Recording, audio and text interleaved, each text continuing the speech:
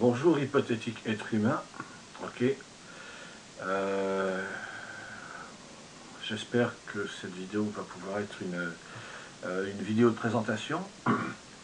Alors j'ai eu l'idée de faire, j'ai eu l'idée de faire une chaîne sur YouTube que j'ai appelée Prof Schizophrénie, parce que comme c'est montré là derrière moi, mais je vais le montrer en exemplaire direct. J'ai écrit un livre. Alors, je vais essayer de faire en sorte que ce soit... Ah non, je me débrouille mal pour l'instant. Alors, je sais pas comment... Ça y est, je crois que c'est pas mal. Ok. Voilà, ok. Voilà. Bon, c'est pas grave. Voilà. Ça s'appelle Séparatisme et radicalisation dans l'homme des cieux. Et sous-titre du Jardin d'Éden au paradis de la haine. Et pour l'instant, ce livre... il sert strictement à rien. Moi, je sais ce qu'il y a dedans. Mais il n'y a pas de... J'ai pas des lecteurs, des lectrices ou des lecteurs pour me donner leur avis dessus. Et donc je me suis dit, ok, bon, bah, on va essayer autre chose. Tout en gardant le principe du livre et des informations qui sont dans le livre. Alors déjà, j'ai commencé par lire La vie d'une blogueuse. Alors c'est pourquoi La vie d'une blogueuse? Parce que je suis pas là... mon livre est publié à compte d'auteur par la société Librinova et il donne la possibilité d'avoir quelqu'un qui est blogueuse ou blogueur qui peut donner son avis. En fait, il s'agit d'un service payant. Donc c'est quelqu'un qui accepte contre rémunération. Voilà. Donc voici l'avis d'une blogueuse qui s'appelle Evelyne Patricia Locroux. Alors, publié le 9 janvier 2021 sur son blog. Séparatisme et radicalisation dans le royaume des cieux du Jardin d'Éden au paradis de la haine, publié sur Librinova en 2020, est un roman de 206 pages écrit par Badreddin Smaini. C'est moi-même. Étant donné la mission, là elle cite un passage de mon livre. Étant donné la mission qui lui avait été confiée, Eden n'aurait pas hésité à détruire la porte si cela s'était avéré nécessaire. D'ailleurs, il n'aurait pas non plus hésité à détruire toute l'église s'il l'avait fallu. C'est ce qu'Eden ressentait au plus profond de lui-même. Cependant, en acceptant de devenir un guerrier divin, il s'était engagé à respecter les lois et les commandements fondamentaux du Créateur. Le plus important de ces commandements fut clairement énoncé par un prophète des temps anciens, du nom de Jésus-Christ. Tu dois aimer ton Créateur de tout ton esprit, de tout ton cœur, de toute ta pensée.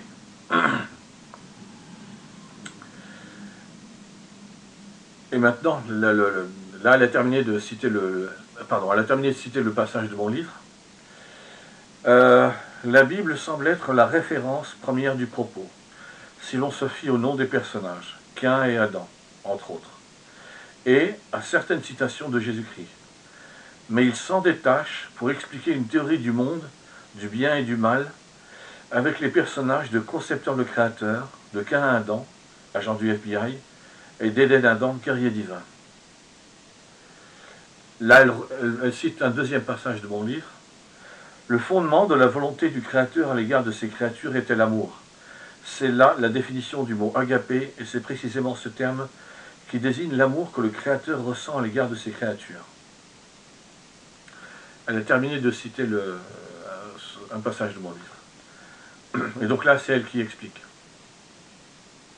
Ce livre, qui traite de plusieurs sujets sensibles, le viol des enfants, l'inceste, le traumatisme et les conséquences de ces actes sur les victimes, la maladie mentale et la vengeance, touche plusieurs genres.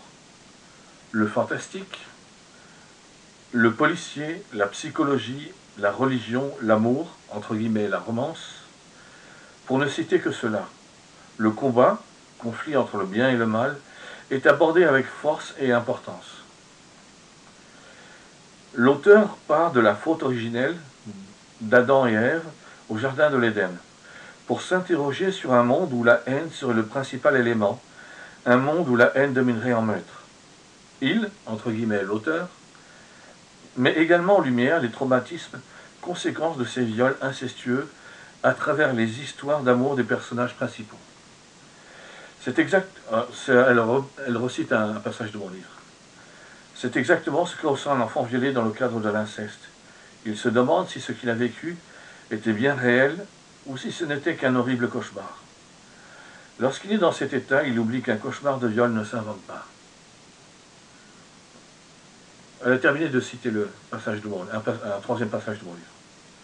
Dans le livre, les personnages se présentent comme un soutien, une conscience ou un déclencheur d'une décision, d'une action dangereuse ou violente. D'un côté, qu'un Adam veut aider l'adolescent James Lightson à se venger. De l'autre, Eden Adam doit s'occuper de la jeune Sarah. L'auteur décrit deux réponses à un passé, à une souffrance presque identique, mais toujours la même lutte intérieure. Céder ou non à la violence, choisir l'amour ou la haine. Je ne vous en dis pas plus, je vous invite à lire ce roman, à vous de vous faire votre opinion. Bonne lecture. Donc ça, c'était l'avis d'une blogueuse qui a été contactée par la société Librinova pour donner son avis, parce que j'ai payé un service pour pouvoir le faire. Et là, je voulais reprendre... alors, ça, voilà, c'est ça. Ce qu'il y a derrière moi en grand... non, à gauche, c'est à gauche, pardon. C'est à gauche, donc voilà. Voilà. Je vais simplement lire une partie, ce que l'on aime. La partie qui est tout en haut, c'est l'histoire. Ça explique l'histoire de Canaan. La partie, ce que l'on aime. Le traitement subtil et bouleversant du viol, de l'inceste et du syndrome post-traumatique. Autant de sujets durs et complexes que Badreddin Smaini parvient à aborder avec une rare justesse. L'incursion du fantastique pour mieux aborder les thèmes de la haine et de l'amour. Le mélange de la réalité et du divin est parfaitement équilibré, apportant pertinence et éclairage au texte déjà bien étoffé par le lourd passé des personnages. Le questionnement idéologique fort derrière ce récit, au croisement entre thriller ou thriller psychologique et roman fantastique. La vengeance est-elle la meilleure des justices? Ça, c'est un sous-titre qui se trouve dans mon livre, dans la partie pardon, qui s'appelle Qu'un Adam.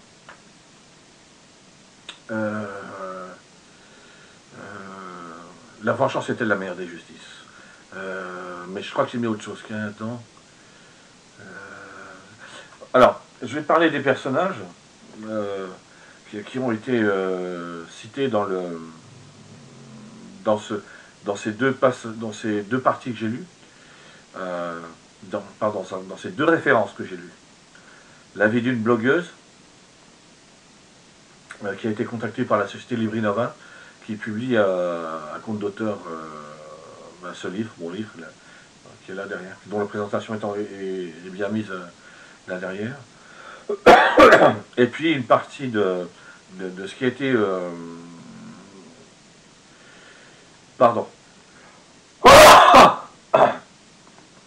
une partie des explications données par des personnes qui travaillent pour la société Librinova directement. Alors, il y a 5 grandes parties dans le livre. Donc, il y a la partie consacrée à Qu'un Adam, qui est un agent du FBI, qui a été violé étant enfant, et qui arrive à marcher sur le chemin de la résilience, parce que il utilise la vengeance. Qu'un Adam utilise la vengeance. Pardon. C'est la première partie du livre. Donc ça représente un chapitre en fait. De la manière dont je l'ai structuré, ça représente un chapitre. La deuxième partie du livre, c'est consacré à Eden Adam. Et j'ai mis sous-titre Guerrier divin et résilience. Pardon. Alors, Eden Adam est un guerrier divin dans un monde où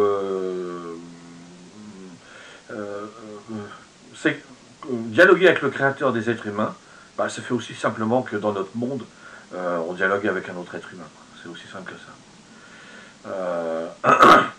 Mais c'est pareil, Eden Adam a été violé lorsqu'il était enfant. Et lui, par contre, il n'utilise pas la vengeance. Alors, il est comme qu'un Adam, il a les mêmes souffrances, les mêmes interrogations, les mêmes problèmes de lutte intérieure liés à la violence. Mais il n'est pas, il ne se venge pas. C'est pour ça que c'est un guerrier divin, d'ailleurs. C'est parce que il n'est pas du côté de la vengeance. Alors, la troisième partie s'appelle Rébellion dans le royaume des cieux.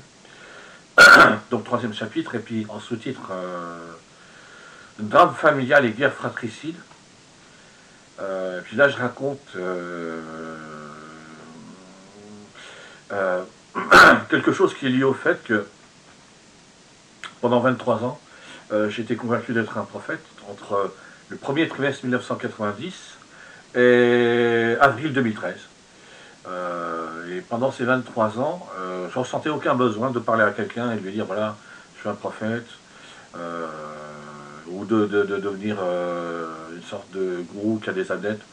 Rien de tout ça ne m'intéressait. Ce qui m'intéressait, c'était de me poser des questions sur le monde dans lequel je vivais, sur l'histoire de l'humanité, sur les réalités de la vie humaine. Donc ça, c'est le passage qui concerne le royaume des cieux. Et donc j'explique beaucoup de choses qui sont liées au royaume des cieux. Et là, justement, sur ma chaîne YouTube, Prof Schizophrénie, ben, je donne un certain nombre d'explications qui sont liées au royaume des cieux. Et aux visions que j'ai eues du royaume des cieux, et donc ce qui m'a permis d'écrire dans le livre Séparatisme et radicalisation dans le royaume des cieux, ça c'est le titre, et le sous-titre du Jardin d'Éden au paradis de la haine. Donc ce qui m'a permis d'écrire en restructurant, en mettant bien tout en place, tout ce que j'ai pu voir dans les visions du royaume des cieux que j'ai eues, et beaucoup de réflexions que je me suis fait. Maintenant, j'ai commencé à le faire. J'ai commencé à travailler sur le manuscrit pour en faire un livre en 2019. Et j'avais plus de vision depuis 2013. En 2013, j'ai fait quelque chose que je n'avais pas fait pendant 23 ans. Je me suis dit à dire à certaines personnes, je suis un prophète, et ainsi de suite. Et j'ai fait ce que les psychiatres appellent une bouffée délirante aiguë, ou une décompensation. Ou alors peut-être que l'un suit l'autre, peut-être qu'il y a d'abord une décompensation et après une bouffée délirante aiguë. Je ne sais pas exactement. En tout cas, pendant quelques jours, je me suis retrouvé en unité de soins psychiatriques. Alors je donne ce nom parce que l'endroit où je me suis retrouvé, ça ne s'appelait pas un hôpital psychiatrique, ça s'appelait une unité de soins psychiatriques, tout simplement. Voilà. Ensuite, quand je suis sorti j'y suis resté quelques jours, je n'ai pas eu de traitement, mais quand je suis rentré chez moi, j'ai pris un rendez-vous avec mon médecin traitant, j'ai demandé à voir un antipsychotique, parce que bon, ça m'avait pas mal secoué. Quand on passe d'être convaincu pendant 23 ans qu'on est un prophète, même si durant ces 23 ans, ça se manifeste pas de la même façon intégralement pendant les 23 ans. Il y a des périodes où je m'en préoccupe très peu.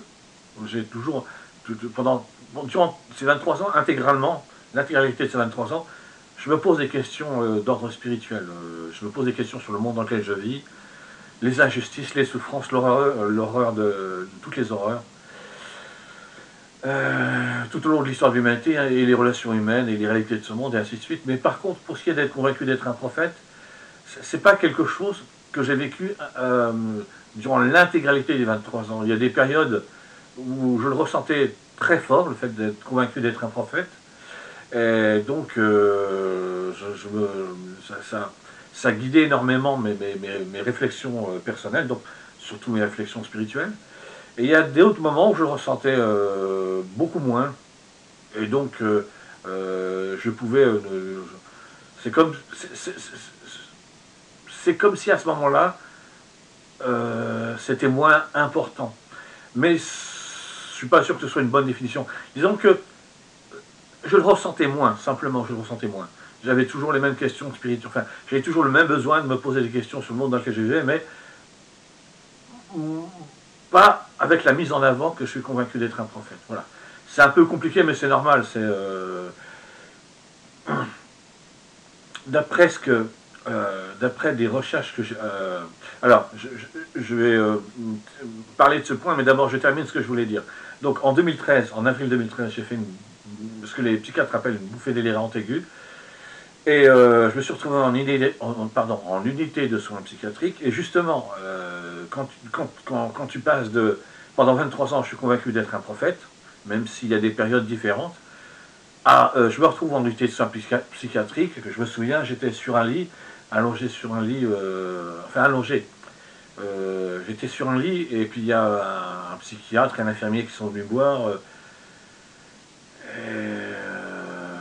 Je me suis senti, je vais être très clair, complètement nul, quoi, complètement con, complètement dépassé par la situation. Et puis c'est violent de passer, d'être convaincu d'être un prophète à, en fait non, je ne suis pas un prophète, quoi. Me voilà en unité de soins psychiatrique, c'est bien après que je ne suis pas un prophète. C'est violent, c'est très violent, wow, c'est la dégringolade. Et environ 3 mois après, j'ai commencé une phase de dépression qui a duré environ 3 ans et demi, à peu près 3 ans et demi. Et donc il y a peut-être un lien de cause à effet. Il y a peut-être un lien de cause à effet parce que c'est être convaincu d'être un prophète. Et même si j'en parlais à personne, si je ressentais le besoin d'en parler à personne, intérieurement, c'est un très fort soutien, quoi. C'est un très fort soutien par rapport aux difficultés que j'ai pu rencontrer dans ma vie, quoi. Mais bon, ceci étant dit, j'avais déjà connu une période de dépression en 1993, avec une tentative de suicide. Je me suis retrouvé à l'hôpital central à Nancy. J'avais essayé de me jeter sous la roue d'un camion. Et donc, bien évidemment, le camionneur, lui, il n'avait aucune envie de m'écraser, et donc il m'a évité. Je me suis retrouvé à l'hôpital, au service urgence psychiatrique de l'hôpital central de Nancy, quoi. Voilà. Donc, j'ai expliqué par rapport à la bouffée délirante aiguë. Et donc, ce que je voulais dire, en 2019, quand je me suis mis à écrire, j'avais plus aucune vision des royaumes des cieux, quoi. Et donc, j'ai été confronté à une difficulté. D'ailleurs, cette difficulté, elle est tellement grande que c'est l'une des raisons qui font que, avant de prendre la décision de me mettre à... j'avais déjà écrit un livre auparavant, et j'ai repris une partie du livre que j'avais écrit comme une structure pour réécrire de nouveau.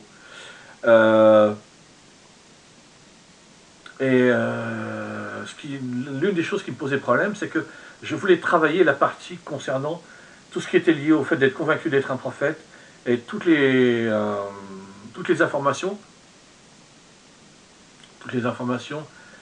toutes les connaissances personnelles que j'ai pu acquérir avec les visions du royaume des cieux que j'ai eues. Et donc aussi parler des visions du royaume des cieux que j'ai eues. Mais comme j'avais plus du tout de vision du royaume des cieux, et ça, à ce moment-là, ça faisait 6 ans, il m'a fallu plusieurs mois pour vraiment... alors, plusieurs mois. Est-ce que c'est... Oui, entre le moment où j'ai commencé à me dire « Ok, ça serait bien de me remettre à écrire en retravaillant une partie du manuscrit que j'ai... en retravaillant une partie d'un livre que j'avais déjà écrit, puis en y ajoutant d'autres parties. Oui, il a fallu plusieurs mois. Et entre donc ce moment-là et le moment où je me suis mis à écrire, il a fallu plusieurs mois. Et effectivement, j'ai eu du mal au début. Au début, j'ai eu du mal parce que j'avais plus de vision du royaume des cieux. Par contre, le point positif, c'est qu'à partir du moment où j'ai accepté de m'y mettre, malgré la difficulté, comme j'avais vraiment envie de réécrire, à la fois envie et besoin de réécrire, les deux, envie et besoin de réécrire, de me remettre à écrire pour avoir un nouveau livre, un deuxième livre, eh bien, j'ai fini par passer au-dessus de cette difficulté que j'avais plus de vision du royaume des cieux. Et en fait, c'est même mieux, paradoxalement. Enfin, pour moi, personnellement, dans ma compréhension personnelle, c'est même mieux. Parce que ça veut dire que comme ça, je fais un travail sans avoir besoin d'être dans un état où j'ai des visions du royaume des cieux, je suis convaincu que je suis un prophète. J'ai plus besoin de tout ça. Et je peux travailler directement, même si le départ a été difficile. Le départ a été difficile. Donc ça, c'est pour la partie vision du royaume des cieux. Alors, il y avait un point que j'ai mis de côté, que je m'étais dit, il faudra que je le reprenne. Alors, je ne l'ai pas noté. Je suis un idiot, j'aurais dû le noter. C'est pas grave. Euh, alors, euh,